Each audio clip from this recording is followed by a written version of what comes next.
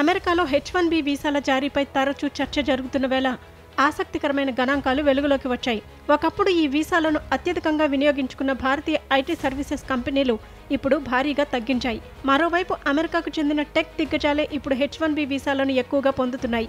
ఈ మార్పు గత 8 ఏళ్లలో స్పష్టంగా కనిపిస్తోందని national foundation for America policy నివేదిక వెల్లడించింది. NFAP గణాంకాల ప్రకారం 7 ప్రముఖ భారతీయ ఐటీ కంపెనీలు H1B వీసాల కోసం సమర్పించే దరఖాస్తుల సంఖ్యలో భారీ తగ్గుదల నమోదైంది. 2015లో ఈ కంపెనీలు సుమారు 15,100 దరఖాస్తులు చేయగా 2022-23 నాటికి ఆ సంఖ్య కేవలం 6,700కు పడిపోయింది. అంటే గత 8 సంవత్సరాలలో దరఖాస్తులు ఏకంగా 56% తగ్గాయి. ఒకప్పుడు H1B వీసాలను ఎక్కువగా స్పాన్సర్ చేసిన ఓ ప్రముఖ భారతీయ ఐటీ సంస్థ ఇదే కాలంలో తన వీసా ఆమోదాలను 75% వరకు తగ్గించుకోవడం గమనార్హం.